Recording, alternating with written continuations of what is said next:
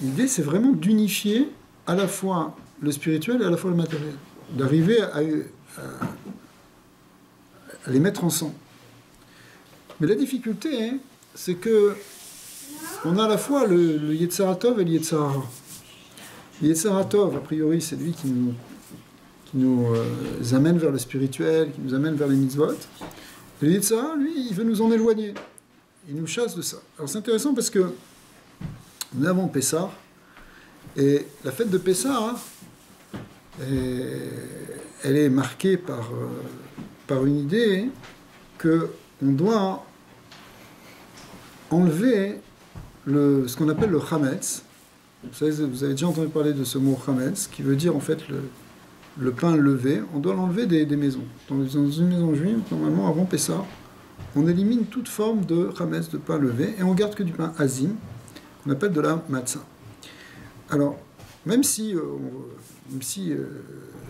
ça c'est comme ça en réalité que les Juifs qui font la fête de Pâques, mais d'un autre côté, il y a une symbolique ici qui est aussi universelle. Parce que le chametz, il ne s'agit pas simplement de l'enlever au sens physique, de faire le nettoyage et d'enlever toutes les miettes de pain dans la maison et de vérifier qu'il n'y en a absolument pas dans tous les endroits. Il faut surtout l'enlever en soi. Et il faut enlever finalement le Yetzirah Ra, le côté, cette tendance négative, il faut l'enlever en nous. Alors, donc il y a un moment d'analyse, il faut prendre des temps en réalité, dans toute notre vie, il faut prendre des temps, peut-être dans la journée, dans le moment, pour s'analyser et pour faire une certaine autocritique, pour voir où est-ce que ça va et où est-ce que ça va pas. Où est-ce que je laisse mon Yetzirah Ra, quelque part, me détourner de mon chemin ou même me détruire éventuellement. Et où est-ce que je peux arranger ça? Comment je peux transformer ça? Alors, dans un cours récemment, j'ai fait un cours qui parlait du Yetzirah Ra et j'ai parlé d'un côté positif aussi du Yetzirah Ra. Le Yetzirah Ra, il a un côté positif. Il y a eu une remarque dans les commentaires, je remercie ceux qui mettent des commentaires, mais qui disait, mais comment peut y avoir quelque chose de positif dans le Yetzirah Ra? Effectivement, le Yetzirah Ra, c'est ce qui peut amener le mal dans le monde, quand les gens tuent, quand les gens volent, quand ils violent, etc. Ça vient de cette force négative qui s'appelle le Yetzirah Ra. Donc, déjà, essayons de l'enlever en nous, mais comment on pourrait trouver quelque chose de positif dans tout ça? Est-ce qu'il peut y avoir quelque chose de positif dans un meurtre? Donc, il n'y a aucune chose positive dans cette pulsion. Alors, pour ça, il faut comprendre comment les maîtres de la Torah ont expliqué ce problème. Ils ont dit la chose suivante. Ils ont dit que dans le Yetzirah Ra, il y a deux choses. Il y a le côté destructeur, il y a le côté violence, le côté tout ça, le côté désir de prendre. Mais il y a aussi quelque chose qui n'est pas réellement du mal et qu'on peut trouver dans... Si vous voulez, on ne peut pas en faire l'économie, on en a tous en nous. C'est quoi? Ils ont expliqué que l'essence même du Yetzirah Ra, c'est en fait ce qu'on appelle le désir de recevoir. Le désir de recevoir, c'est une manière d'expliquer les choses, on va voir plusieurs manières. C'est le désir de prendre pour soi. Mais le désir de prendre pour soi, ça peut être négatif, parce que ça peut être égoïste, ça peut être destructeur. Alors tu veux manger le monde entier, tu veux tuer les autres pour tout avoir, etc. D'accord? Ou tu vas violenter quelqu'un parce que tu veux le posséder. Mais ça, c'est sûr que ça, c'est le côté mal du désir de recevoir. Mais le désir de se construire, le désir de vivre, c'est aussi un désir quelque part de recevoir. Et c'est pas mauvais en soi.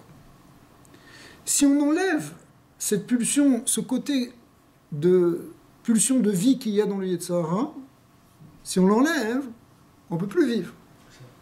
C'est l'ego. Je vais vous prendre un exemple. Tu peux dire par exemple que quand tu manges, en fait, c'est quoi? Qu'est-ce qui te pousse à manger?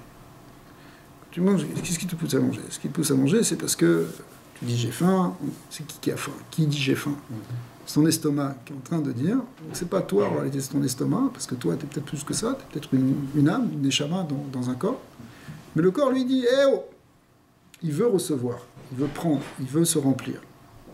D'accord. Alors, d'un côté, tu peux te dire, mais ça c'est quand même du Yetzirah. C'est vrai, c'est du Yetzirah.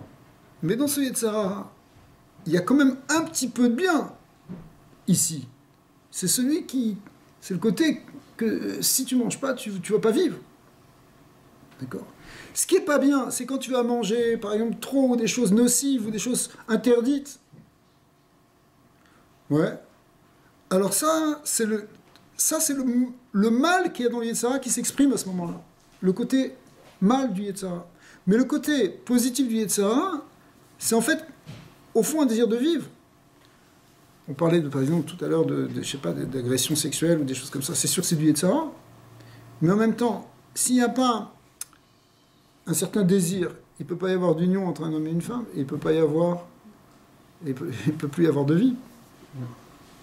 Donc, le Yetzirah, c'est pas les gens qui veulent se dire je vais me couper complètement du Yetzirah. C'est pas possible, il n'y a plus de vie. Et il ressort d'une autre manière encore beaucoup plus forte. Il n'y a qu'à voir là, les gens qui veulent faire, je sais pas, certaines choses. Pas les décrire. Ouais. Mais maintenant, toute l'idée, c'est d'arriver à extraire le mal du bien. Ouais.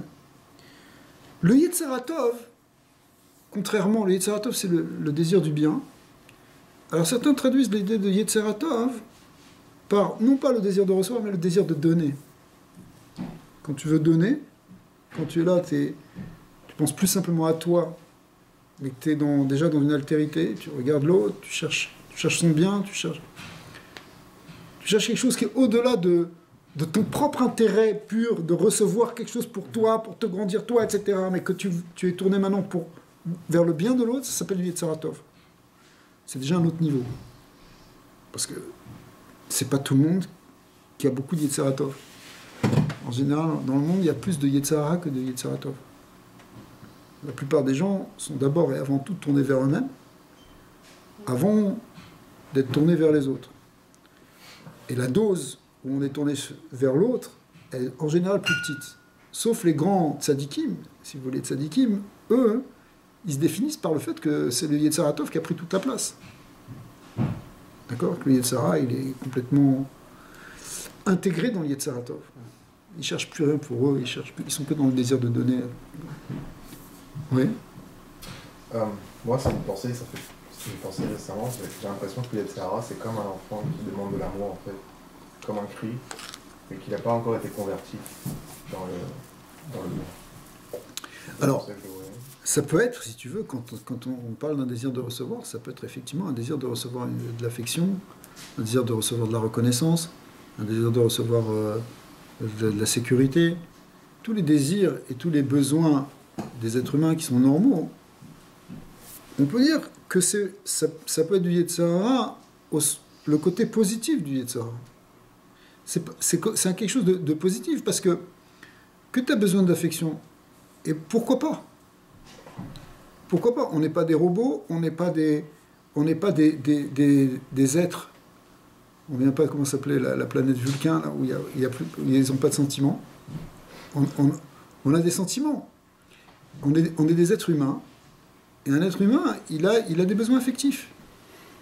D'ailleurs, c'est une des raisons pour laquelle on se marie, on construit une famille, parce que normalement, dans une famille, on doit remplir et combler les besoins affectifs de chacun. D'accord? Un enfant, il a besoin de l'affection de ses parents. Une femme, elle a besoin de l'affection de son mari. Le mari, il a besoin de l'affection de sa femme, de sa mère, etc. D'accord? On est tous... c'est ça qui fait... C'est les liens d'amour, c'est ça qui unit les êtres. Vous savez que en hébreu, le mot amour, ça se dit ahava, et ahava, c'est beau comme mot. Et ahava, c'est la même valeur numérique que le mot echad, qui veut dire un. Echad, c'est un, Dieu est un, echad. Shema Yisrael, Hashem Elokeinu, Hashem Echad. Ça fait 13 les deux en Gematria. D'ailleurs, 13 et 13, ça fait 26 comme le Dieu. Mais l'idée, c'est que l'amour, c'est quelque chose qui amène à l'unité, qui unifie. Si tu veux, c'est ce qui permet de relier les êtres. C'est la force d'amour, c'est sûr. D'accord ? La rigueur, c'est ce qui sépare. Mais en même temps, donc, a priori, c'est ça. Ça, c'est normal que nous, on a besoin de ça. À ce moment-là, tu peux l'appeler ça Yetzirah. Mais quand toi, tu donnes à l'autre, tu veux combler son manque affectif. Son manque affectif. C'est pas forcément une pathologie. Un enfant, il a besoin de l'affection de ses parents. Donc, quand toi, tu lui donnes cette affection, d'accord, et pas que tu es égoïste, et tu dis encore ce gosse, je peux même pas les sortir. Non, non, mais que tu es là, et que tu t'occupes de lui, et que tu t'intéresses à lui, et que tu prends soin de lui, et que quand il grandit, tu réfléchis sur... etc. En réalité, tu es en train de lui donner... Là, tu fais preuve de Yetzaratov. D'ailleurs, il faut faire attention, parce que les choses, elles sont fines. Parce que de même que dans le Yetzirah, on voit qu'il y a quelque chose qui n'est pas mauvais en tant que tel. Parce que si moi, j'ai pas d'ailleurs, moi, si j'ai pas un besoin d'affection, comment toi, tu peux donner ton affection? Toi, si tu dois donner de l'amour, tu as besoin de donner, s'il n'y a personne pour le recevoir. D'accord? Je sais pas, si un homme, il aime sa femme, mais sa femme, elle est comme de marbre, elle fait la tête, va faire la vaisselle. Ok. Elle envoie un petit mot, des textos, parce qu'elle ne veut pas lui parler. Ok. Alors, il y a aussi une frustration. Il voudrait donner ses sentiments, mais en face, il n'y a personne pour le recevoir. Ok? Donc, c'est un échange, si vous voulez. Hein. C'est pas le mal qu'il y a dans le Yetzirah. Le Yetzirah, c'est celui qui va être possessif, celui qui va être abusif, celui qui va être manipulateur. Ça, c'est le mal du Yetzirah. D'accord? Mais le Yetzirah qui dit... où tu reçois quelque chose, tu dis j'existe, pourquoi pas? Au contraire. Sinon, ça ne marche pas. D'accord? Les maîtres, c'est marqué dans la Gemara, qu'à l'époque, à la fin à l'époque du deuxième temple, parce que les maîtres de la grande assemblée, les grands maîtres, ils étaient presque comme des prophètes, et ils se sont réunis pour faire des prières spéciales et des grandes intentions pour détruire la force de l'idolâtrie dans le monde. Parce qu'à l'époque du premier temple, l'idolâtrie était tellement forte à cette époque antique que même les Juifs qui avaient le temple d'Hachem, ils étaient pris par ça, ils faisaient aussi Avodazara. Après ça, ils ont dit, il faut qu'on arrête, il faut qu'on casse, qu'on monte à la source, qu'on déracine cette force. C'est des choses, c'était des grands kabbalistes, si vous voulez. D'accord? Alors, ils ont fait toutes ces prières et ils ont enlevé pratiquement toute la Vodazara qu'il y a dans le monde. Aujourd'hui, la force de l'idolâtrie par rapport à ce qu'il y avait dans l'époque antique, ce n'est qu'un résidu. D'accord. Ce résidu, il peut aussi prendre une forme moderne, d'ailleurs, pas simplement réelle, comme dans certaines sectes ou encore certaines religions qui sont complètement idolâtres, mais il peut prendre aussi une forme moderne. Par exemple, le culte de l'argent, du pouvoir, des honneurs, où tu vas courir derrière ça comme un dieu, entre guillemets. D'accord? On avait déjà parlé de ça dans le veau d'or, qui est justement en or, parce que l'or, c'est aussi une source de... L'or ou l'argent, c'est une source d'idolâtrie, en quelque sorte. Okay? Mais ça, ils ont réussi à enlever. Quand ils ont vu qu'ils avaient du succès avec ça, ils ont dit, on va faire la même chose pour enlever le Yetzirah de la débauche. La débauche, ça veut dire vraiment... les adultères, les incestes, les viols, les réseaux de ce que vous voulez. Ils voulaient enlever toutes ces forces-là qui étaient dans le monde. Et pour ça, ils ont commencé à faire des prières jusqu'à déraciner cette chose-là. Mais la Gemara dit qu'ils ont fait ça, ils se sont rendus compte que plus personne n'avait envie de se marier. Et la Gemara dit même que les poules ne pondaient plus d'œufs. C'était une image. Mais c'est-à-dire que... on peut dire que c'est un Yetzirah qu'ils ont voulu enlever. Oui, mais ce Yetzirah, tu enlèves tout, alors il n'y a plus de vie non plus. Nous, si vous voulez, à un niveau personnel, c'est sûr que le travail qu'on doit faire, c'est un travail de tri. Qu'est-ce qu'on peut garder, qu'est-ce qu'on ne peut pas garder? D'accord? Jusqu'où on voit la limite, comment on se contrôle. En réalité, une des grandes clés, c'est que le Yetzirah, il n'est pas mauvais en tant que tel si on le contrôle. C'est comme une force vitale qui est en nous. Et cette force vitale, elle demande à être maîtrisée. Si on la maîtrise, alors c'est une énergie positive. C'est comme si tu prends par exemple, d'ailleurs on compare souvent le Yetzirah à un cheval. On l'appelle le sous en hébreu, le cheval. Et si tu prends un cheval sauvage, etc., alors il part dans tous les côtés, il peut rouler il peut être dangereux. Un animal sauvage, ça peut être dangereux. Mais si maintenant, toi, tu es un champion du rodéo et que tu arrives à le maîtriser, finalement, ça va devenir une monture qui va te permettre d'avancer, d'aller plus loin, d'aller plus vite et de continuer. D'accord ? Tu iras mieux qu'à pied. Pourquoi ? Parce que tu as une monture. Mais à seule condition, c'est que tu sois capable de la maîtriser, sinon elle va t'amener dans un fossé. D'accord ? Donc le Yetzirah, il est déjà en nous. On a déjà ce cheval en nous. Maintenant, il faut qu'on arrive à le maîtriser. Il faut qu'on arrive à le contrôler. Mais si on le contrôle, c'est pour ça que le cheval, il ne faut pas le frapper jusqu'à ce qu'il meure. C'est une image une image chassidique. Ça veut dire que le cheval, il ne faut pas que tu casses complètement cette force vitale qui est en toi. D'accord ? Sinon, qu'est-ce que tu vas faire ? C'est la fameuse histoire du cow-boy qui dit « Moi, tout le monde m'obéit. Le cheval, je lui dis avance. Il ne va pas avancer. Il fait une fois, 2 fois, 3 fois, il va tirer une balle dans la tête. Et maintenant, qu'est-ce que tu fais ? Tu marches à pied. Donc, qu'est-ce que tu as gagné ? C'est une blague. Mais ça veut dire que tu ne peux pas non plus détruire cette force vitale en toi. Au contraire, elle est positive. Il faut simplement avancer avec. Il faut la contrôler pour avancer avec. Des fois, les Yetzirah, il peut prendre l'aspect du Yetzirah Tov.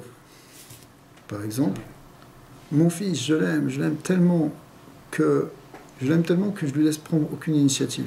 Je lui laisse pas de liberté. Ça peut arriver. Un amour maternel qui est là, qui est tellement grand que ça étouffe l'enfant. Ça l'insécurise. Il n'arrive pas à s'adapter au stress quand il est grand. Pourquoi ? Parce qu'il a été trop couvé, trop gâté, trop enfermé.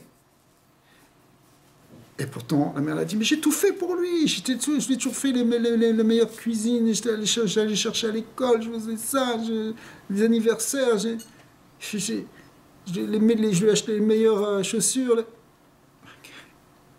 Tu ne l'as pas laissé se développer. Alors en fait, ce qui était apparemment du Yetzirah Tov, ce n'était pas du Yetzirah Tov. C'est que tu t'appropriais cet amour de l'enfant. En réalité, c'était quelque chose où tu le phagocytais, où tu étais en train de l'absorber. Tu étais en train, en réalité, de combler ton manque à toi. Ce n'était pas un désir de donner, c'était un désir de recevoir quelque chose de cette relation affective que tu avais avec ton enfant. D'accord ? Et donc, ce n'était pas du Yetzirah Tov, c'était du Yetzirah. Paradoxalement, même si on dit que le Yetzirah Tov, ça vient de la force de l'amour, comme on vient de le dire, alors que, on verra après, le Yetzirah, c'est plus le côté de la Gvoura, justement, ça veut dire c'est concentré vers nous. Mais en réalité, la force de l'amour, elle ne peut se réaliser que si tu laisses une place à l'autre. Si tu retiens, justement, tu te retiens, tu laisses la place à l'existence, c'est ça, donner l'amour. Dans un couple, si tu es là et que tu es tout le temps directif, etc., tu ne laisses pas la personne s'exprimer. Si peut-être c'est quelqu'un de docile, alors elle va accepter. Mais peut-être à un moment, elle va pouvoir ça. Parce que tu ne lui laisses pas la place. Il faut lui laisser la place dans l'existence. Dans une relation de travail, c'est la même chose. Si tu veux que ça fonctionne bien, laisse la place à l'autre. Laisse-lui aussi sa part d'initiative. Laisse-le aussi s'exprimer. Sinon même un patron qui ne réagirait pas comme ça, il ne laisserait pas le potentiel de ses employés se réaliser. D'accord ? Le Yetzirah Tov, qui est le désir de donner, lui aussi, il doit être pas simplement de l'amour, mais il doit être l'amour avec du respect, avec de la crainte. D'accord ? Il y a deux forces principales, disent les maîtres de la Chassidoute, c'est l'amour et la crainte. C'est pas très bon ce qu'on appelle la ira en hébreu, que tu peux traduire par crainte, par peur ou par respect. Si je te respecte, ça veut dire que j'ai peur de te faire du mal, de te blesser. D'accord ? Le respect, c'est la crainte d'affecter, par exemple, l'honneur de l'autre, ou le sentiment de l'autre, ou son affect. D'accord ? Et ça, hein, c'est un ingrédient qui doit être absolument intégré dans la force d'amour. Sinon, c'est un amour qui peut être destructif.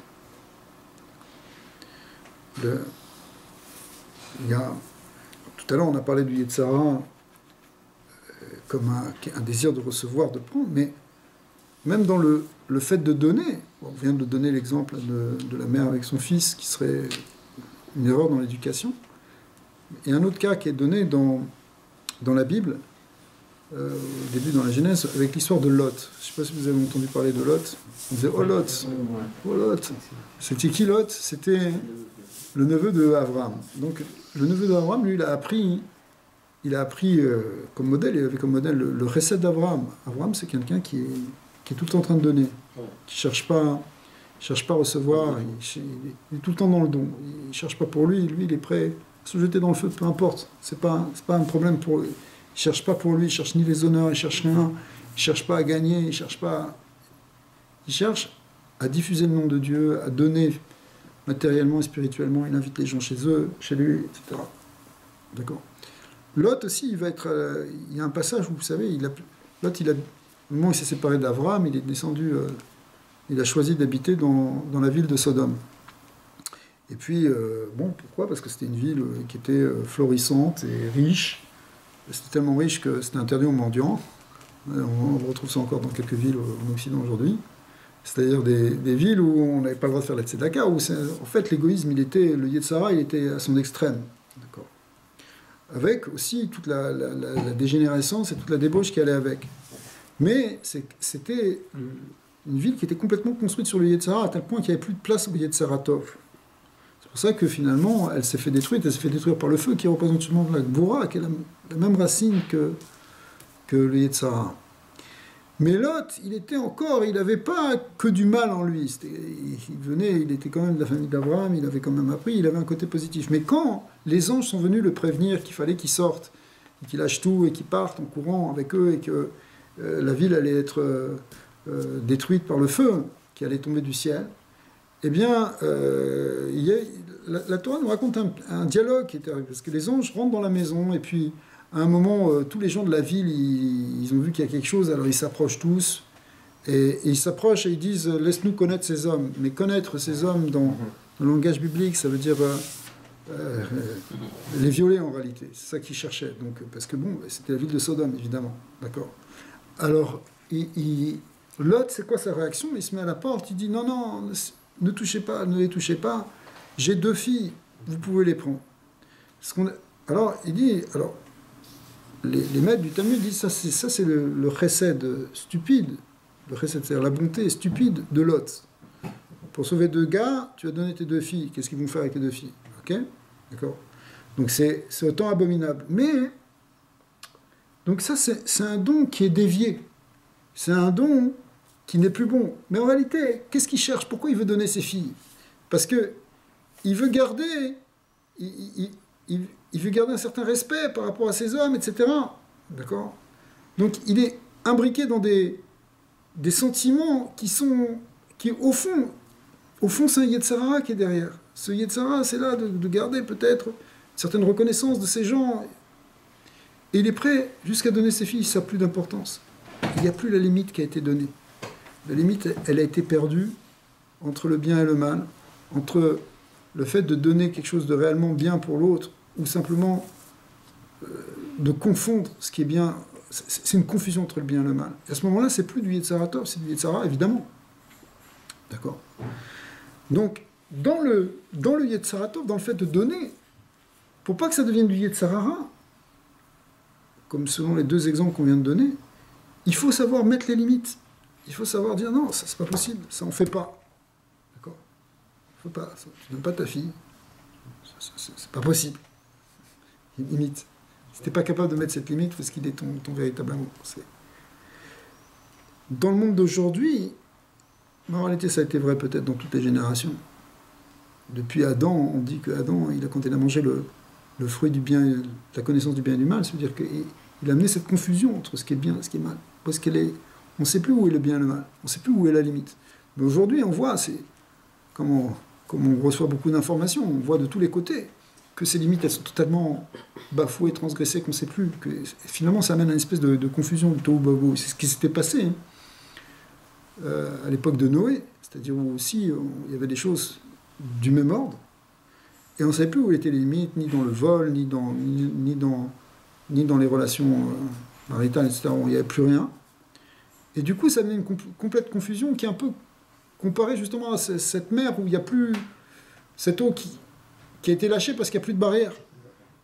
Il n'y a plus les limites qui canalisent justement la force vitale. Alors, tout part de manière, peut-être même, le déluge, c'est quelque chose d'assez violent, c'est-à-dire c'est quelque chose où c'est comme si tu lâches le barrage, quoi.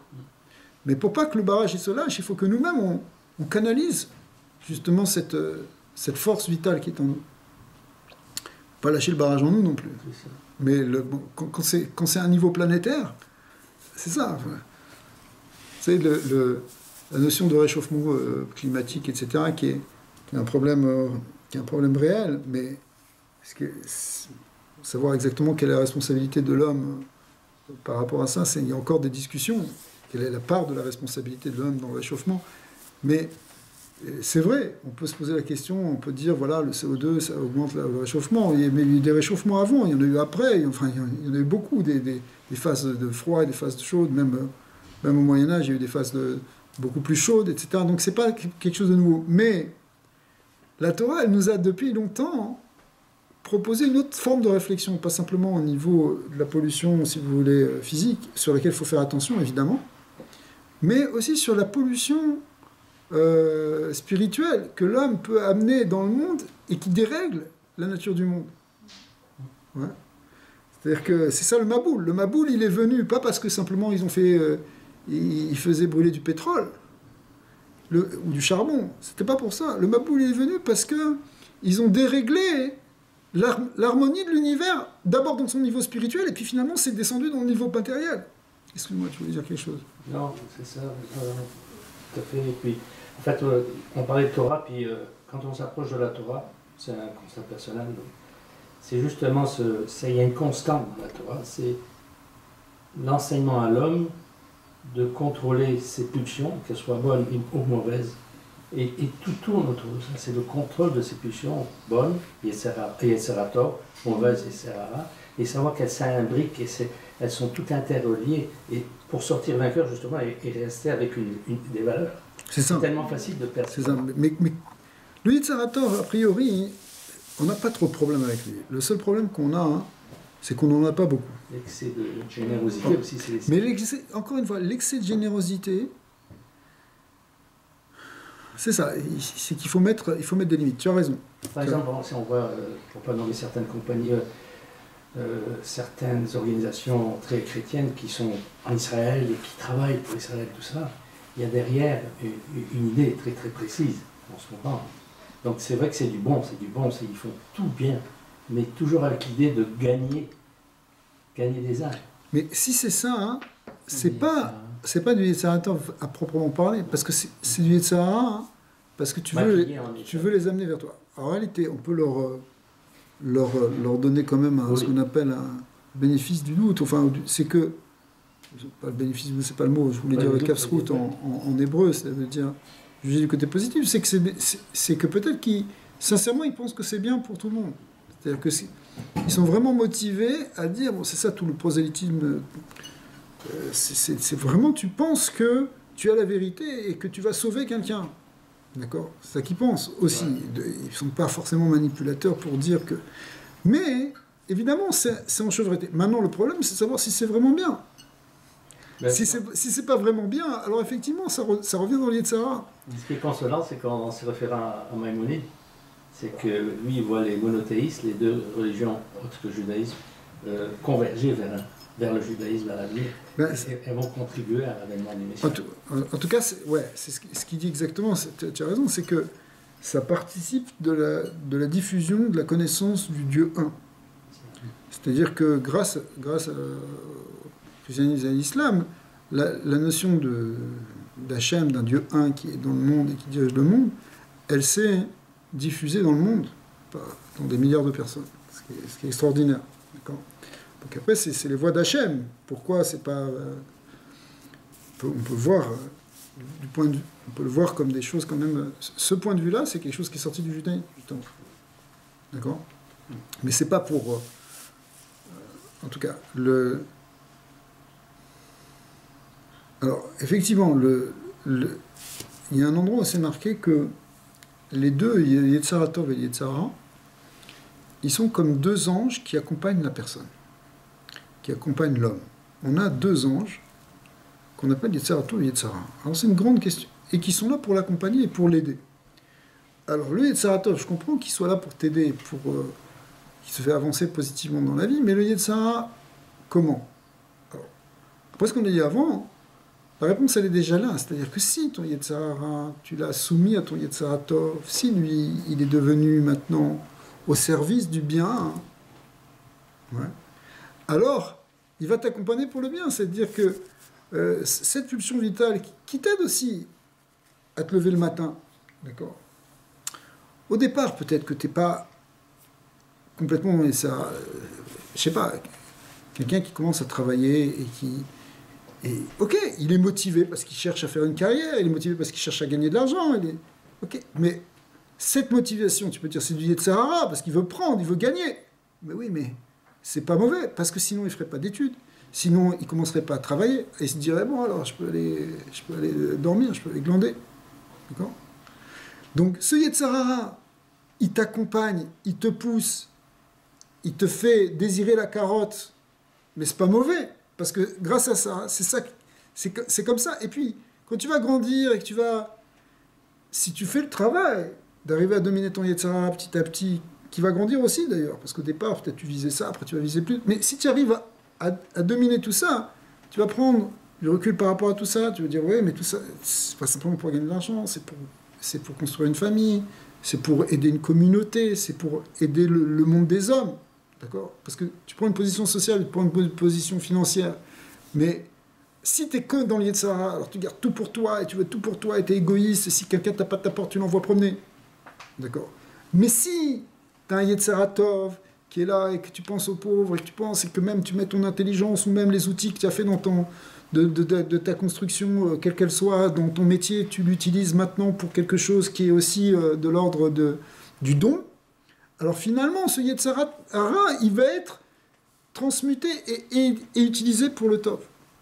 Pour ça d'ailleurs que, de manière générale, il ne faut jamais refuser la Tzedaka, parce que la Tzedaka, c'est toujours une manière de transformer en Yetzirah Tov. Notre Yetzirah Ra. Parce que, pourquoi on a gagné l'argent? Parce qu'on avait un désir de le gagner. On avait un désir, c'est quoi l'argent? L'argent, c'est un support de la vie, c'est-à-dire du pouvoir de vie. On désirait intégrer de la vie, ok, mais après c'est pour le redonner, pour que ça circule. D'accord. Et là, à ce moment-là, le Yetzirah Ra et le Yetzirah Tov, ils fonctionnent comme une boucle. Ça représente ce qu'on disait au tout début, c'est-à-dire que cette idée de montée et de descente. Le Yetzirah Ra, c'est comme la nuit, et le Yetzirah Tov, c'est comme le jour. Ça s'appelle le Chesed et la Gvura. Chassadim et Gvurot. Les forces de bonté et les forces de rigueur. Mais qui, dans leur équilibre, permettent justement le mouvement de la vie, et le don dans la vie, et une vie dans laquelle l'énergie circule. Donc la Gevura évolue plus souvent dans les Yetzirah Ra positifs. Oui. Quand c'est dans quelque chose de négatif, comme on a dit par exemple l'acte de violence, etc., c'est en fait une Gvura qui n'est plus canalisée. Parce que la Gvura, c'est de l'énergie concentrée. En fait, au fond, réellement, c'est de l'énergie d'amour, mais qui a été concentrée. C'est pour ça que dans les Gematriotes, la Gematria du mot Chesed, qui veut dire amour, ça fait 72. Et la Gematria du mot Gevura, qui veut dire la rigueur, c'est 216, c'est-à-dire 3 fois 72. Comme si la Gevura, c'est en fait du Chesed qui a été concentré. Une image qu'on peut donner, c'est par exemple, l'eau représente le chesed, parce que l'eau, elle donne la vie. D'accord? Ça donne la vie, c'est ça qui... L'eau, c'est vraiment un symbole de l'amour. On appelle de Meimei HaChesed, les eaux de la bonté. Parce que c'est le don de la vie. S'il n'y a pas d'eau, l'eau, c'est la Torah. Enfin, l'eau, c'est... Alors, s'il n'y a pas d'eau, hein, l'eau, c'est la vie, c'est le don de vie. Mais d'un autre côté, si tu prends de l'eau et que tu la concentres, par exemple dans un karcher, tu la mets dans un tuyau très étroit, tu augmentes la pression. Et quand tu augmentes la pression, alors cette eau qui était une eau très saine, ça peut être une eau qui est maintenant de rigueur, de force, qui peut peut-être nettoyer les scories. D'accord? Pourquoi tu nettoies avec un karcher? Je prends les chutes du Niagara, on est bien passé ici. Quand ça tombe en force. C'est pour ça que les maîtres, ça tombe en force parce que bon, il y a une accumulation et bon, il y a une force qui s'exerce. Alors ça devient maintenant quelque chose de très puissant. La Gevura, elle vient justement de l'eau. On parle de Gvorot Geshamim. Les forces, les rigueurs des pluies. La pluie, c'est ce qui donne, c'est ce qui permet aux cultures de pousser. Si on n'a pas d'eau, qu'est-ce qu'on va faire? D'accord, c'est la famine. Mais en même temps, quand la pluie elle tombe, elle peut tomber avec force. Donc c'est un symbole ici que la Gevura, dans son essence, c'est du chesed. Mais c'est un chesed qui est concentré. Et quand il est concentré, il peut avoir un côté... Il apparaît comme le contraire de l'eau. Le contraire du chesed. Et c'est pas plus mal. Mais ça dépend comment ça va être. Si tu utilises ton karcher pour faire quelque chose de bien, c'est bien. Mais si c'est pour aveugler l'œil du voisin, alors c'est mauvais. D'accord? C'est-à-dire que le Yetzer Hara, encore une fois, c'est cette force vitale qui est une énergie, comme ce cheval, c'est de l'énergie, c'est de la gvoura, si tu veux. Mais si tu arrives à le canaliser, c'est une énergie qui te fait voyager, qui te fait avancer, qui te fait développer, qui te fait courir. D'accord? Donc, si quelqu'un, il perd son Yetzer Hara, apparemment, en réalité c'est un Yetzer Hara encore plus grand des fois. Par exemple, quelqu'un il dit « Ouais, moi j'ai plus envie de gagner d'argent, j'ai même plus envie de vivre, j'ai même plus envie de manger. » Alors, t'as envie de mourir, c'est ça que tu veux. Mais ça c'est le vrai mal qu'il y a dans le Yetzer Hara. C'est le côté pulsion de mort. J'ai envie de me poser en martyr. Voilà, ça peut aller jusque-là. Mais la pulsion de mort, si vous voulez, c'est le côté mal qu'il y a dans le Yetzer Hara. Donc cette pulsion de mort, elle peut être tournée vers toi, elle peut être tournée vers l'autre. Mais quand c'est une pulsion de vie, d'accord, quand c'est une pulsion de vie, c'est ça qui donne la vie, justement. Donc c'est ça, quand on dit, une des manières de présenter aussi ce qu'on a dit tout à l'heure, le fruit de la connaissance du bien et du mal, on a expliqué, c'est un mélange de bien et de mal, on a une confusion entre ce qui est bien et ce qui est mal. Et une autre manière de l'expliquer, c'est une confusion entre la vie et la mort, entre ce qui est vivant, ce qui est pulsion de vie et ce qui est pulsion de mort. Par exemple, si quelqu'un, Chas v'Shalom, que Dieu préserve, il est pris d'une pulsion, il viole quelqu'un. Ouais, tu veux dire, c'est de la pulsion de vie, parce qu'il a un désir. Non, c'est pas de la pulsion de vie, c'est une pulsion de mort, c'est un désir de s'approprier, de détruire. D'accord? Et dedans, il y a peut-être une pulsion de vie, mais c'est mélangé, alors c'est pas bon. Vous savez, dans le judaïsme, il y a une loi qui est très importante, qui définit beaucoup de choses dans la cacheroute, c'est l'interdit de mélanger le lait et la viande. Ça peut sembler bizarre, la viande, etc. D'un point de vue diététique, on s'aperçoit aujourd'hui que c'est bien meilleur de séparer justement les laitages de la viande, parce que il y a des études qui ont été faites là-dessus, mais en réalité, hein, dans la symbolique de base kabbalistique, c'est que la viande, elle est le produit d'une mort, puisque l'animal a été tué. D'accord? Et alors que le lait, c'est ce qui donne la vie. Et le fait de ne pas mélanger la vie et la mort, c'est parce que c'est justement ça. C'est mélanger, c'est confondre ce qui est Yetzer Tov et ce qui est Yetzer Hara. On fait dans la confusion. Entre qu'est-ce qui est pulsion de vie et qu'est-ce qui est pulsion de mort. Et il faut bien distinguer ça. Comment tu réagis? Par exemple, quelqu'un te blesse, te dit quelque chose. Comment tu réagis? C'est quoi qu'il y a derrière? Est-ce que c'est un désir de vivre ou c'est parce que tu réagis maintenant? Au fond, c'est un désir de détruire. D'accord? Mais il faut savoir distinguer le désir, justement. Je pense que c'est par l'étude de la Torah, parce qu'il y a tellement de cas, tellement de... On ne peut pas savoir, en fait. On va au feeling, mais finalement, c'est pas le feeling, c'est... Exactement. C'est pour ça que les lois qui sont... C'est une très très bonne remarque. C'est pour ça que le maître de la Kabbale dit que l'étude du Talmud, avec tous ces cas et tous ces questionnements sur toutes les choses de l'univers, et toutes les choses de l'univers qui concernent l'homme, etc., en fait, c'est quelque chose qui répare, cette étude, elle répare cette confusion qui est rentrée dans Adam, c'est-à-dire dans l'humanité, de confusion du bien et du mal, où les valeurs, elles ont été déviées. Alors maintenant, par l'étude, en se posant les vraies questions, les bonnes questions, en essayant de chercher réellement la vérité, finalement, tu distingues, et tu resépares et tu remets les choses en place. L'étude de la Torah, elle permet de remettre les choses en place sur tout ce qui existe, sur tout ce qu'il y a dans l'existence. Ce qui n'a pas toujours plu à tout le monde. Et bien sûr que non. Ça veut dire... je sais ce que tu... Je sais... Quand tu étudies le Talmud, si tu l'étudies sérieusement, tu arrives à la conclusion que les maîtres qui ont parlé, ils ont dit vrai. Pourquoi tu arrives à cette conclusion? Pas parce que simplement tu as asséné et que tu dis que c'est vrai, parce que quand un maître a dit quelque chose, il y en a 10 qui lui ont posé des questions, qui ont essayé de le remettre en question, etc. Et les questions que toi tu vas poser, elles sont déjà posées. Ou si toi tu poses encore une question, tu vas chercher la réponse, tu vas la trouver. Et à la fin, tu t'aperçois que la conclusion qu'a donnée le Talmud, c'est une conclusion qui est vraie.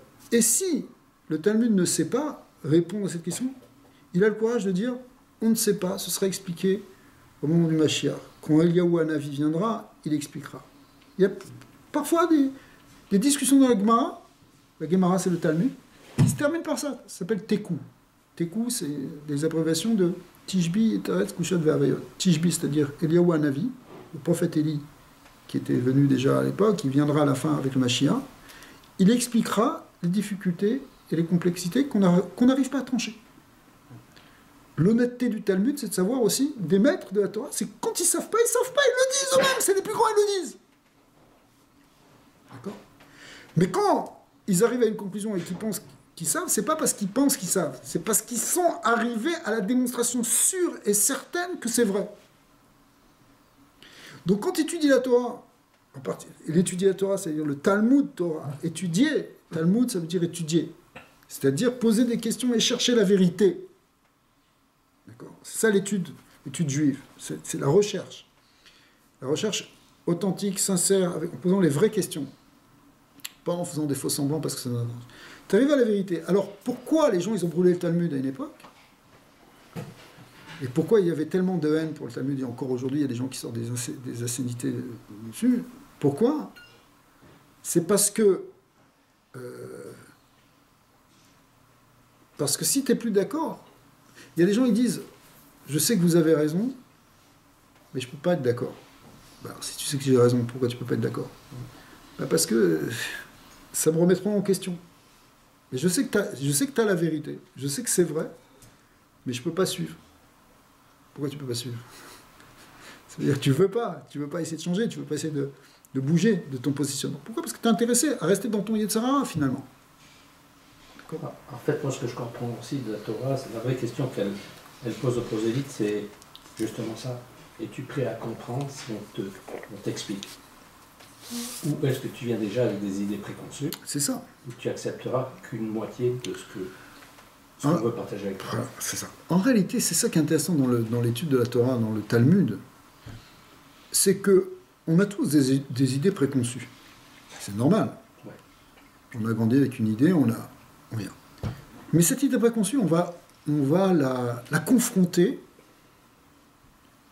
et on va voir si elle résiste, si elle était vraie ou si elle n'était pas vraie. Mais ça, c'est la démarche de l'étude. Je sais pas, tu as peut-être réfléchi au sujet du mariage, par exemple. Alors, tu as ton idée sur le mariage. Ouais, le mariage, moi, je pense que, je sais pas, le mariage, bon, ça peut être un truc très ouvert. Pour le mariage, il faut connaître la personne 10 ans avant de se marier. Tu as ton idée là, parce que tu te dis, ouais, il faut connaître quand même, sinon je ne peux pas m'engager, c'est pour risquer un divorce, c'est pas la peine. Et maintenant, tu étudies. Et tu vois qu'est-ce que c'est que la sainteté du mariage, tu vois quel est le problème de rester non marié, etc. Je prends un exemple. D'accord ? Alors, je parle surtout pour les juifs. D'accord. Mais ceux qui veulent écouter. Mais tu vas peut-être changer Absolument. ton point de vue. Tu comprends ? Je sais pas que tu vas après, c'est autre chose. Je ne suis pas une agence matrimoniale. mais j'ai pris cet exemple, ça peut être un autre exemple. Surtout, tu arrives avec un point de vue, mais si tu as l'honnêteté de chercher qu'est-ce que la Torah te dit, parce qu'en fin de compte, si les maîtres du Talmud, qu'est-ce qu'ils font ? Ils étudient les versets de la Torah. Ils étudient les versets de la Torah. Ils ont aussi transmission orale qui vient de génération en génération. Mais ils étudient la Torah. Et tout ce qu'ils vont se dire, ils vont le prouver dans la Torah. Ce qu'ils disent, c'est de la Torah aussi. Je veux dire, c'est ce qu'on appelle la Torah orale, mais c'est aussi dans la Torah écrite. La Torah écrite et la Torah orale, elles sont unifiées. Ouais. Mais l'idée de l'étude, alors, on avance tous à notre rythme, etc. On ne peut pas tout changer non plus du jour au lendemain, c'est certain. Mais il y a une dynamique qui s'instaure par l'étude. À condition aussi que l'étude ne soit pas complètement détachée, complètement intellectuelle. Genre, oui, c'est intéressant, tu fais une thèse sur, je sais pas, sur thèse anthropologique sur le judaïsme du IVe siècle, J'ai le Babel, expérimenté un etc. Shabbat, c'était génial. Non, mais ça c'est, encore, c'est, quand tu expérimentes, tu expérimentes. Mais des fois, tu peux être simplement dans quelque chose d'intellectuel. Ouais. Mais ça te touche pas, si tu veux. C'est comme si, je sais pas, tu fais des versions latines. Alors, bon, c'est intéressant du point de vue de la grammaire, etc. Mais peut-être ça te touche pas au niveau du tout, ça en cache pas du tout quelque chose dans ta vie, j'en sais rien. Tu comprends ? Ouais. Et alors que l'étude de la Torah, ça doit t'amener à une réflexion sur toi-même, sur ton rapport au monde, parce que c'est ça le sujet. Le sujet, il est là. On est en train de te parler de... Alors, sûrement dans d'autres sagesses aussi, ça existe. Je parle d'une version latine, peut-être les Romains aussi. Il y a une forme, je trouve, intellectuelle à avoir. Il faut juste peut-être tracer la ligne. Parce que quand on regarde ça, moi en tout cas, ma réflexion là-dessus, par exemple, l'année dernière, je lisais un passage de l'Écoute Sirot, et où est-ce qu'il est écrit que le Yetzer Hara, il est tellement fort qu'il va te donner toutes les raisons du monde pourquoi c'est la bonne décision de prendre la mauvaise décision. Il va te voiler. Et par la suite, et ça m'a fait poser beaucoup, réfléchir, pour ensuite relire un commentaire sur Bereshit qui disait que, je pense que c'était dans le verset quand Hachem a créé l'homme, que c'était très bien. Oui. Et que là, justement, il y a ces deux forces, très et bien, de bien, dans le fond, qui très bien, qui voulait mentionner le bien et le mal, et que le mal était plus grand que le bien. Et donc, je continuais à faire mes études, et je me disais, ok, mais comment comprendre ce Yetzer Hara ? Parce que si moi, je veux le contrôler, si je veux dompter ce cheval fougueux, il faut que je le comprenne, ce cheval. Ouais. Et donc là, je lisais, je continuais ma Torah, et là, je vois ce qui est arrivé à Yaakov quand il a gagné. Contre l'ange. Exactement. Et même dans le schéma, ce qu'il dit, Yaakov a gagné contre un pouvoir qui était plus fort que lui. Et donc, je me résumais à essayer de dire, ok, il faut comprendre ton Yetzer Hara, Simon. Mais comment comprendre quelque chose qu'on ne connaît pas ? Comment comprendre même quelque chose qu'on ne sait même pas comment l'approcher ? Alors je me disais, ok, c'est donc dans l'étude de la Torah. Si je veux m'améliorer, si je veux m'aider à être meilleur pour moi et pour le monde autour de moi, et commencer par dompter ce cheval fougueux qui est le Yetzer Hara, alors étudier la Torah et comprendre la Torah. Mais comprendre la Torah pour comprendre son Yetzer Hara, ce n'est pas nécessairement tous les jours facile et évident. Mais pourtant, la réponse, elle est là. Elle est dans cette étude-là. Donc, il y a une forme, je me disais, c'est vrai qu'il faut demeurer demeurer simple et humble face à la vie de tous les jours, parce qu'on ne peut pas complexifier toutes les choses. On ne peut pas intellectualiser constamment toutes les choses de la vie. Mais il y a des choses qui demandent une réflexion, une certaine profondeur, parce qu'il faut justement essayer un maximum d'intellectualiser dans notre capacité, du moins, je me dis. Ouais. Ben, c'est une démarche qui est tout à fait la démarche de la Torah, en particulier aussi dans la Chassidut Chabad, on insiste beaucoup sur ça, hein, sur l'idée d'arriver à bien intellectualiser les choses pour après les intégrer justement dans le caractère, dans ce qu'on appelle les midot, dans le cœur, dans le domaine émotionnel. Donc ça passe par une grande intellectualisation, bien sûr. D'ailleurs, quand tu étudies la Chassidut, les thèmes de la Chassidut, encore, ça fait partie du limoud de la Torah, de l'étude de la Torah, mais c'est plus particulièrement sur le sujet de l'homme dans son service avec Dieu, c'est-à-dire, service avec Dieu, c'est comment tu gères ton Yetzirah, essentiellement, c'est pas que ça, mais c'est surtout ça, le service de Dieu. Ouais. Donc, l'étude de la Chassidut, elle aide beaucoup pour ça.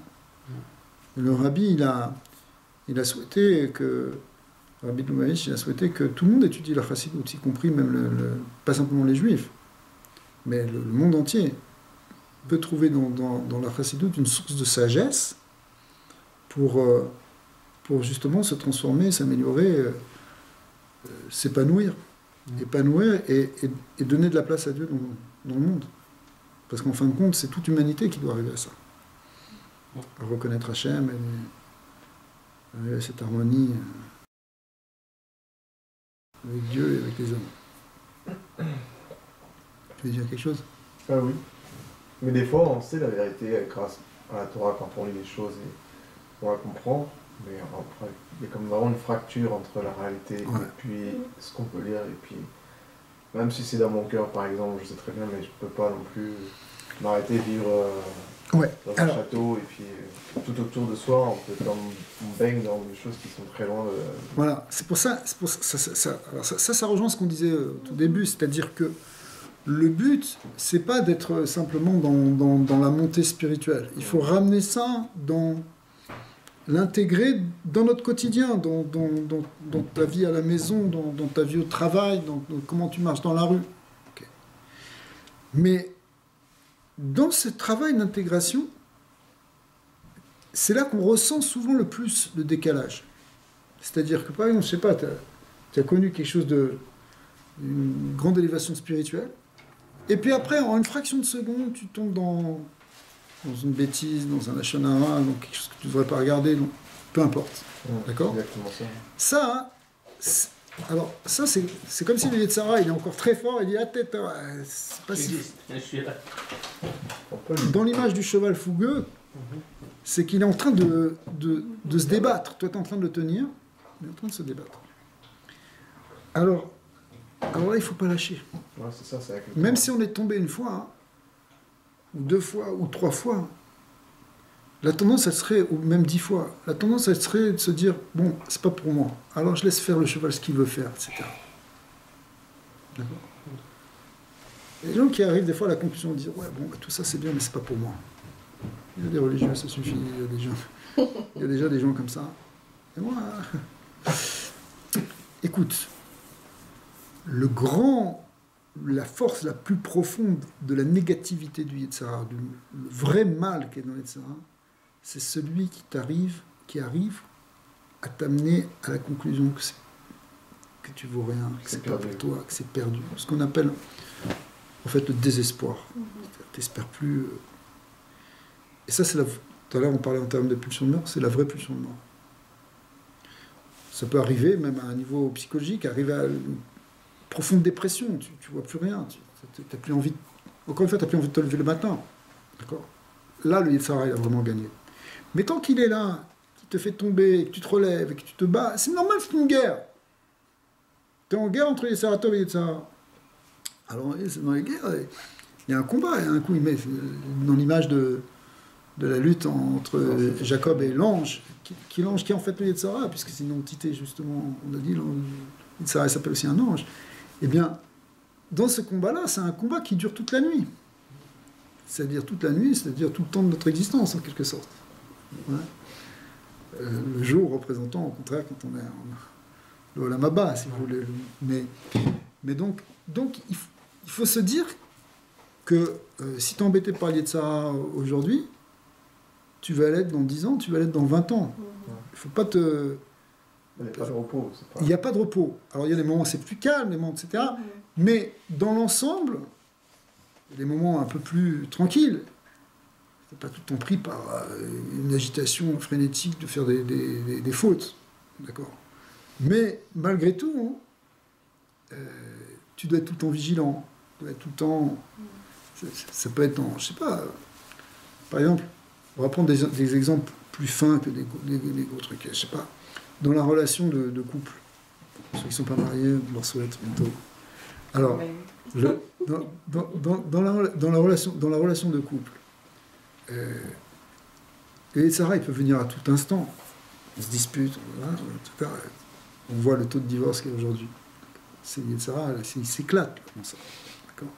Parce que la base de l'humanité, c'est basé sur des familles. Ça, c'est pour ça que la première mitzvah qui a été donnée à Adam, c'est de faire des familles, fructifier, mais ça veut dire faire des familles. Et c'est arrivé avant la Torah, tout ça, cette idée d'être marié normalement. D'accord. Et dans tous les peuples, il y a des familles qui s'établissent. Il a fallu attendre les communistes pour essayer de casser la famille et dire maintenant. Mais même ça, ils n'ont pas réussi. On peut pas. Mais par contre, il pousse pour casser les cellules de base de ce qui constitue une société, ce qui constitue une humanité, c'est-à-dire la famille. Alors, il faut travailler le couple. Rien n'est évident. Il faut entretenir l'affection, entretenir la communication, travailler sur l'égoïsme, travailler sur l'attention de l'autre, sur l'écoute de l'autre. D'accord ? Des petits gestes, des choses. C'est des choses qui sont... Tu peux pas dire, je suis marié maintenant, c'est tranquille, ok, elle fait le ménage, et moi c'est... Non, c'est pas ça. c'est pas du tout ça. Il faut tout le temps travailler pour pas que le Yetzirah, il rentre. Et quand il y a une dispute, c'est pas si grave si on arrive à l'arranger, si au contraire on en sort quelque chose de positif, ça peut être une crise, ça peut être quelque chose qui va renforcer le couple, mais à condition qu'on travaille. On essaye que si vraiment on n'arrive pas, on va voir quelqu'un, etc. Mais si on laisse les choses pourrir, les choses sans travailler, le Yetzirah, il grignote, il s'installe, il prend la place, et après, il n'y a plus d'amour, et après, il n'y a plus de... D'abord, il n'y a plus de respect. D'accord. Comment ça marche, un couple qui se défait? D'abord, il n'y a plus de respect. Au départ, ça peut être même dans des paroles, tu ne respectes pas, etc. Après, quand il n'y a plus de respect, alors il n'y a plus de... Il n'y a plus d'attention, et s'il n'y a plus d'attention, après il n'y a plus d'affection, il n'y a plus d'affection, et à la fin il n'y a plus rien. D'accord. Et quand il n'y a plus rien, alors on se dit, mais pourquoi on vit avec l'autre, etc. Mais dès le départ, il fallait faire attention. Et si l'autre il t'insultait, il fallait arrêter ça, il fallait rétablir une communication normale avec une manière de communiquer. D'accord. Donc, le Yetzirah, il ne faut pas le laisser rentrer. Il faut le travailler, en permanence pour pas qu'il rentre. Est-ce qu'on peut dire d'une certaine façon, en partie, que le Yetzirah est cyclique? Non. On parle des cycles. Mais oui. Parce que mais c'est ça. C'est que c'est pas au niveau personnel ou au niveau des études qu'il y a ce concept-là qui est présent. Mais oui, parce que le Yetzirah top, c'est quand ça avance bien, et puis quand ça avance moins bien, c'est le Yetzirah qui est là, qui est derrière. En fait, le Yetzirah top et le Yetzirah, ils peuvent être dans la montée et dans la descente. Mais il faut gérer, Rabbi Nachman il dit qu'il faut être expert dans la montée et dans la descente. Savoir gérer les montées et savoir gérer les descentes. Mais le Yetzirah, il revient régulièrement. C'est pour ça que des fois, tu as l'impression, par exemple, si tu commences à travailler sur toi, je suis sûr que vous faites déjà ça, un certain Yetzirah, tu l'as travaillé, tu dis non, ça, je fais pas ça, c'est pas pour moi, il faut que je sois au-dessus de ça, je ne vais pas rester à ce niveau-là. Et puis tu tiens bien, et puis tout d'un coup, paf, ça ressort. Alors tu crois que tu avais réglé le problème, il ressort. Ça arrive. Tout le monde vit ça.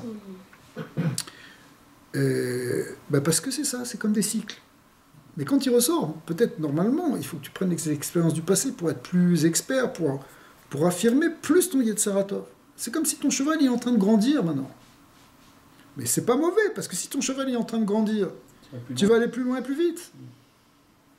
D'accord ? Mais à condition que, maintenant qu'il est devenu plus fort, au départ c'était un jeune poulain, mais maintenant ça devient un cheval de course, et bien tu as plus de force pour le contrôler.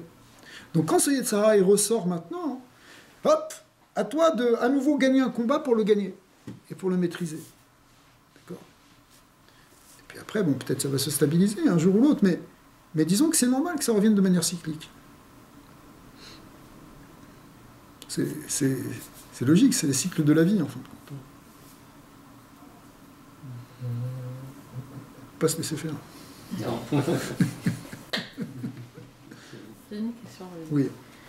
Quand on soutient par exemple des yeshivot pour l'étude de la Torah, Oui. j'avais écouté un enseignement qui disait que c'est comme si on partageait on avait un peu une part dans cette étude-là. Bien sûr.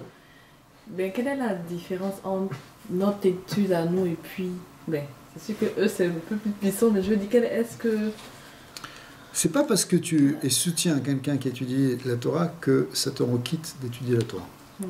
Il y avait un modèle, c'est un modèle qui a duré depuis l'origine du judaïsme jusqu'à aujourd'hui, qui est le modèle qu'ont donné deux frères qui étaient les fils de Yaakov, de Jacob. Un s'appelait Issachar et l'autre s'appelait Zevulun. C'est partie des fils qu'il a eu avec sa femme Léa. Et Issachar, donc parmi les 12 fils de Jacob, Issachar, il s'est consacré et spécialisé dans l'étude de la Torah. Donc c'était ses descendants, c'est des gens qui étudiaient du matin au soir. Zevulun, eux, au contraire, la bénédiction qu'il a reçue de Yaakov, c'est qu'ils partaient au long cours faire du commerce. C'est des commerçants qui allaient au loin pour échanger. C'est plutôt des commerçants. Mais Issachar et Zevulun, qui étaient deux frères très proches, qui sont nés l'un juste après l'autre, ils ont fait une espèce de contrat entre eux. C'est que Issachar, il partageait le mérite de son étude de la Torah avec Zevulun, et Zevulun, en échange, il finançait, il entretenait en quelque sorte financièrement Issachar pour que lui puisse se consacrer tranquillement à l'étude de la Torah. C'est-à-dire, concrètement, il payait comme il payait un Talmid Chacham, il payait une yeshiva, si tu vois. Alors, quand il faisait ça, en échange, il gagnait du mérite de l'étude de la Torah d'Issachar, comme si Issachar il partageait son étude de la Torah, son mérite d'étudier, avec Zevulun qui lui a partagé sa parnassa, son argent. D'accord. Mais maintenant, les maîtres nous disent, ça ne veut pas dire que Zevulun ne devait pas étudier la Torah. Il devait aussi voir. Alors, c'est sûr qu'il ne va pas étudier comme Issachar, qui étudiait 20 heures par jour, parce que lui, il est sur un bateau et il va travailler, il est à l'usine, il a des affaires, il a des commerces, il a de l'immobilier, ce que tu veux. Okay. Donc, mais, même si tu travailles et que tu es un grand homme d'affaires, prends 1 heure pour étudier la Torah. 1 heure par jour, 1 heure par semaine, quelque part. Mais tu dois quand même étudier, tu dois aussi comprendre, tu dois avancer, tu dois savoir ce que tu dois faire. D'accord. Tu dois avoir une recherche. Donc, il y a deux choses. On a une recherche, on a une étude, et aider les gens. Hein. D'abord, c'est un grand acte de chesed, de bonté. Et en plus, ça te donne un mérite d'avoir donné, mais ça te donne un mérite, quelque part, tu prends aussi un mérite de leur étude, parce que grâce à ta force vitale, parce que ton argent, c'est quoi? Tu as mis ton temps, tu as mis ta force, tu as mis ton énergie, tu as mis ta vitalité, tu as mis ton sang, en réalité. Et maintenant, tu le redonnes, donc tu donnes de ta vie pour qu'il y ait de l'étude de la Torah, donc tu as un mérite dans cette étude de la Torah. Puisque tu as donné quelque part de la vie pour que cette étude de la Torah, elle existe. Donc, c'est méritant pour toi. Donc, c'est deux choses, si tu veux, qu'il faut faire. À la fois étudier, et à la fois soutenir, c'est sûr, c'est une grande mitzvah. Dans le judaïsme, on fait très attention à cette mitzvah. On essaie d'aider les pauvres, d'aider ce qu'on appelle les Talmidei Chachamim. Même quelqu'un qui a un Talmid Chacham, il a d'autres Talmidei Chachamim. C'est comme ça parce que c'est ce qui permet de faire grandir en fin de compte l'étude de la Torah dans le monde. Bon, je crois que ce soir vous êtes partis dans...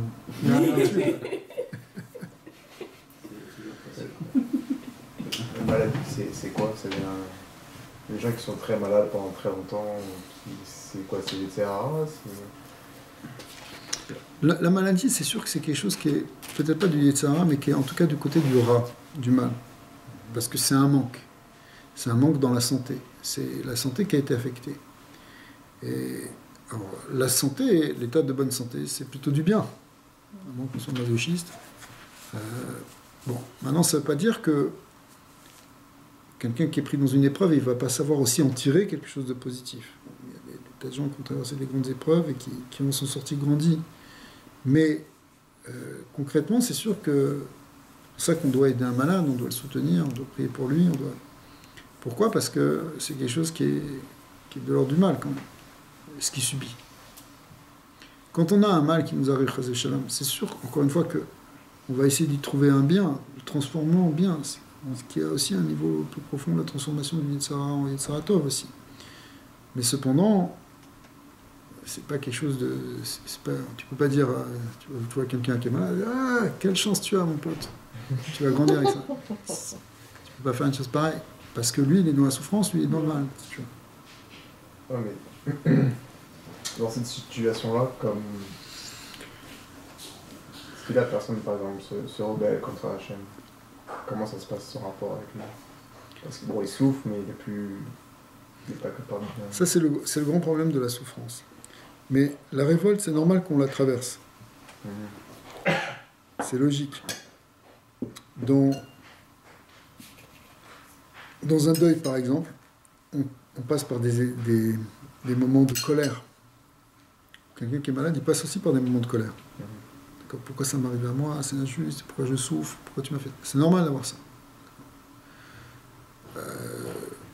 Ça peut être aussi des moments de déni. On refuse la vérité, on refuse d'accepter, le cerveau ne veut pas. Et puis ça peut être aussi des moments d'acceptation. On accepte et puis on comprend et on en tire quelque chose de positif de la situation dans laquelle on est. Comment? Peut-être on va sortir une nouvelle qualité qu'on n'avait pas vue en nous. D'accord. Beaucoup de gens qui ont eu qui ont été frappés par des choses très difficiles et puis qui sont sortis grandis. Ils ont dévoilé quelque chose qu'ils n'auraient pas dévoilé autrement dans leur personnalité. Alors c'est sûr que du point de vue des épreuves, on n'est pas là, on ne doit pas les chercher. On ne cherche pas les épreuves, on veut ni les épreuves, ni leur mérite, ni le Talmud. Mais maintenant, tu ne peux pas dire non plus, aller voir quelqu'un et lui dire, tu sais, c'est pour ton bien tout ça, si la personne n'est pas prête à entendre ça. Tu comprends? Surtout si elle est dans une phase de révolte. Si la révolte, c'est normal, encore une fois, c'est des sentiments qu'on traverse, la tristesse, la colère, tout ça, on passe par ça. Mais la question, c'est de savoir si est-ce qu'on va rester bloqué dans ces sentiments-là de négativité ou est-ce qu'on va être capable de dépasser, de transformer. Mais maintenant, dans la guérison, dans la maladie, il y a aussi l'espoir de guérir. On ne doit pas lâcher par rapport à l'idée de guérir. Il y a aussi un combat contre la maladie dans lequel on place notre espoir en Dieu et on dit le fameux verset qui est écrit dans la Torah, Ani Hashem Rofecha, je suis l'Éternel, ton médecin, et on croit à ça comme une vérité, et quand on croit à ça comme une vérité, aussi on peut voir des miracles. La croyance profonde du judaïsme, c'est que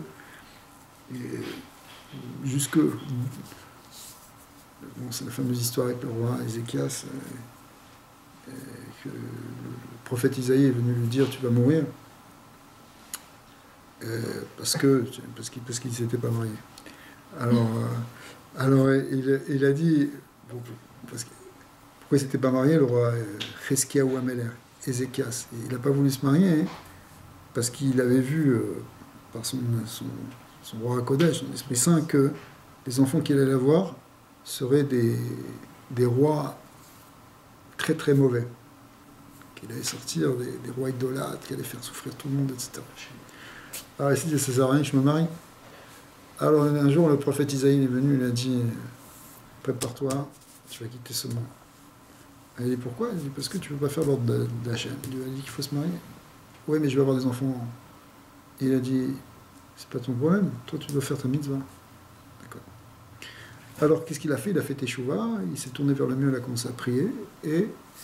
Mais au début, quand il est venu, le prophète Isaïe lui dire ça, il lui dit, tu veux moi? Il a dit, moi j'ai une tradition qu'on a reçue de mon arrière-grand-père qui était le roi David, puisque c'était les descendants du roi David.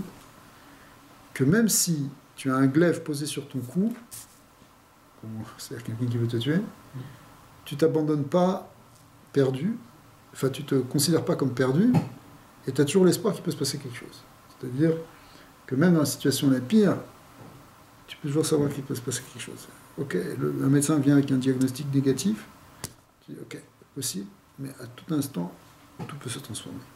Et on a vu des tas de fois où ça s'est transformé. Surtout quand le rabbi donnait sa bénédiction, il y avait plein de fois où les choses se changeaient. Donc c'est ça, ça veut dire que quand quelqu'un a une maladie, il faut prier, il faut aussi peut-être remettre en question aussi ta question par rapport au Yetzara, c'est peut-être justement se dire, peut-être il faut que j'analyse mon Yetzara aussi, peut-être que j'ai un travail à faire. Le Yetzara, c'est pas forcément quelque chose... Peut-être que si je fais tchouva sur quelque chose, peut-être ça va aussi préparer cette guérison. C'est des questions qu'on peut se poser aussi, sans rentrer dans une culpabilité qui risque d'être encore pire. C'est pas ça. Mais toute épreuve, elle demande, elle appelle aussi à la remise en question.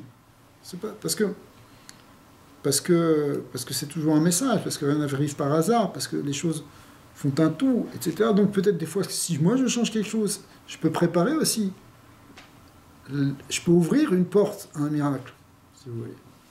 D'accord ? Le rabbi disait, quand on venait lui demander une bénédiction, que ce soit pour ça ou pour la subsistance, qu'on appelle la parnassa, l'argent, etc., il disait qu'il bénit, mais il demandait toujours de faire un réceptacle, ce qu'on appelle en hébreu un kéli pour recevoir cette bénédiction. C'est quoi ce kéli pour recevoir la bénédiction ? Ça veut dire, prends sur toi de faire une mitzvah, prends sur toi de donner une tzedaka, prends sur toi de changer une mauvaise habitude. Le fait que tu fais ça, c'est comme si tu crées un réceptacle pour que la bénédiction puisse se poser. D'accord ? C'est ça l'idée. Alors, en tout cas, on espère qu'il y aura une guérison complète pour tous les malades, que tous ceux qui ont besoin, ils auront une guérison facile, sans rien avoir à passer quoi que ce soit, et que tout va être guéri avant même que ça se manifeste comme quelque chose de négatif. Si Dieu veut, vous êtes Hachem. Lâche les mains. Bon. Ok. Merci. Avec plaisir.